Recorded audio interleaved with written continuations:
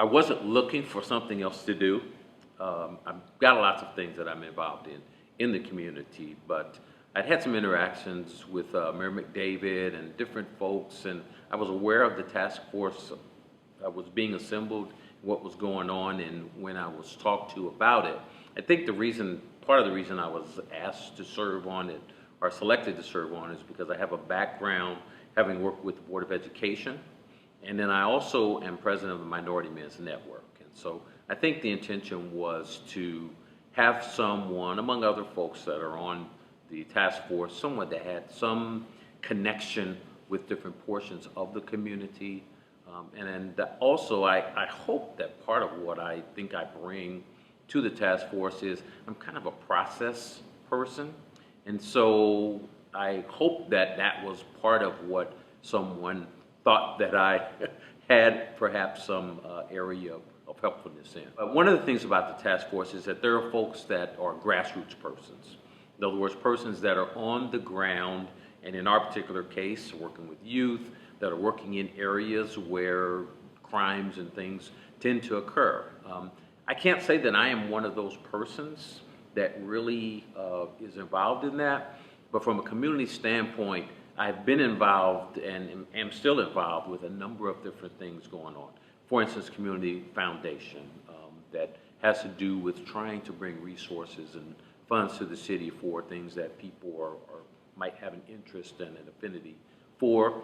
I've been involved with the Minority Men's Network, and we have partnered with different elements in the community, such as the North Stewart Early Learning Center for reading, our reading program with those kids. We work with the Mizzou Black Men's Initiative on campus. We've worked in the past with the Boys and Girls, Big Brothers and Big Sisters. We've worked with that group. And so, of course, and the other thing for me is that through my running for and serving on the Board of Education, I've come in contact with lots of different people throughout the school district and throughout our community also. And I think, too, knowing some of the players involved in the community at all levels of the community, I think I can bring an aspect of connectivity, I think is what I'll say, that has to do with what do I hear folks say, what do folks think of just our city government in general and different things going on in the community. Probably the number one thing that I hope that we achieve is that I hope we can, and I think this is the foundation for our work, I hope one of the things that we can achieve first is an understanding and somewhat of an agreement around the particulars of crime in our community. I grew up in St. Louis, and growing up in a large city and living in the inner city in St. Louis, crime in the city that used to have the reputation of the murder capital of the country, that has a definite meaning. So if you are comparing Columbia to St. Louis, there is no comparison along those lines. Many of the things I think that we enjoy in Columbia, the standard of living and the quality of living we have, it's my sense that that's the issue that people are very concerned with. And that's what I hear from people that I talk to. I really appreciated the last group of public persons that came to the meeting who brought up the issues about Neighborhood Watch and brought up issues about how they just simply feel in their homes around things that are going on around them in their neighborhood. And so I'm just saying all that to say that I really think that's fundamental, that we can get to some kind of a common understanding or agreement around what do we mean when we say crime in Columbia and variations of violent crime and really, I think in essence, the crimes that people don't think should be occurring here and would like to see less of, then I think that will be a major, major accomplishment. And actually, I think that will be the basis for work going forward. As a result of our process, I think we need to, one, bring some credibility to what we're doing that says, here's the process that we went through, here's what we think, and here's what our community can do around the issue of crime. And the key thing is I think we have to get our community on board with it. And having gone through a process of reasonably arrived at what are the likely and possible best solutions that can be brought to the situation.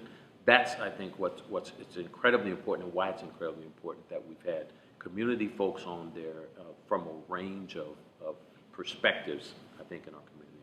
The task force was not put together with a presumptive outcome. In other words, I think it was good that we put it on the table and said, look, we're not here to say, how can we get to a final yes that we need more police? Or how can we get to a final yes that we need a curfew? I'm pleased that that's not where we're trying to go. I do think that I think it's gone well so far. There's a bit of a tug, I think, between the folks who are more primed for action.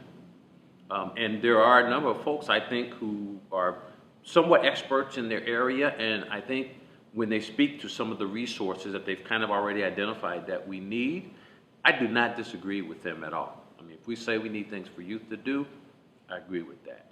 If we say we have issues of reentry, which we haven't talked a whole lot about, I absolutely agree with that. So I appreciate that they're moving our group so that we don't spend 18 months or however long we're supposed to go, and we wait until 18 months before we do something, low-hanging fruit.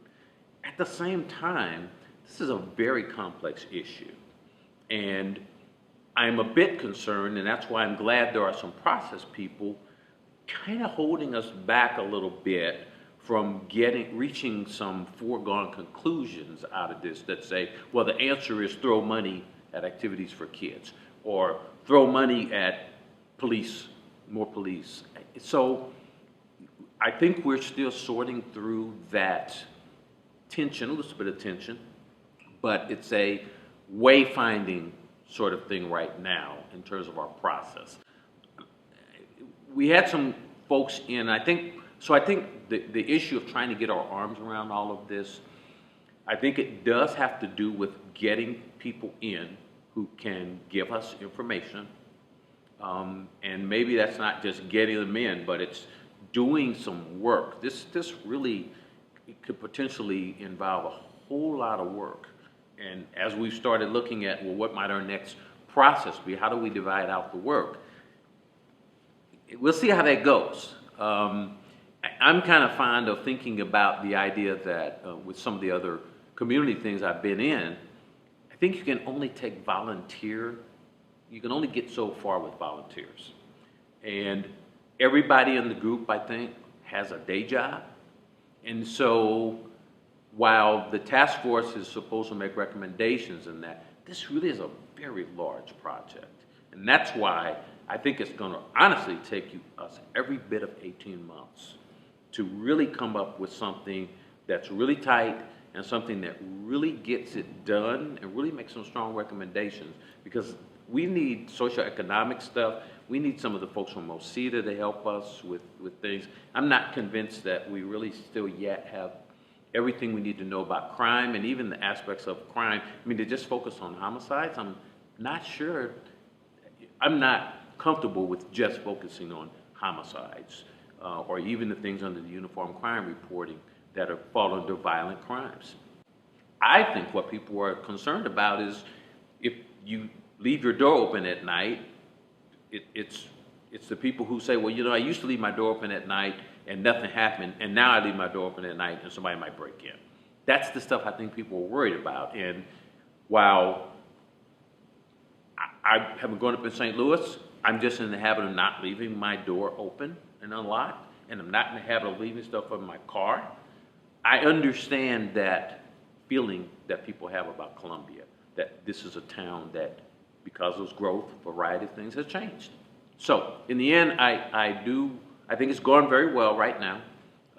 We've got a lot of work to do. I grew up in a place where I wasn't afraid to live there. That's probably the worst thing that you could be, is to have your life and your activities be guided by fear. So I grew up in St. Louis. You know what you got with St. Louis. And when I moved away from there, got married and moved and lived here in Columbia, Columbia compared to St. Louis was so different. And it was, as a community, the type of place that as we started having kids, I'm like, this is a great place to raise my kids. This is a great place for my kids to go to school.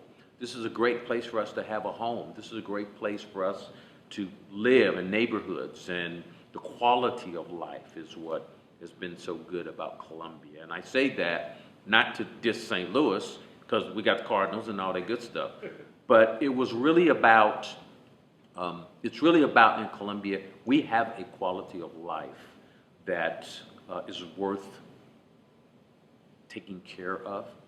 And so I'm happy to be a part, number one, of the task force, because I think this is an effort to try to look at things that I think might endanger our quality of life. And so living in Columbia, I want Columbia to be a great place for everyone living here.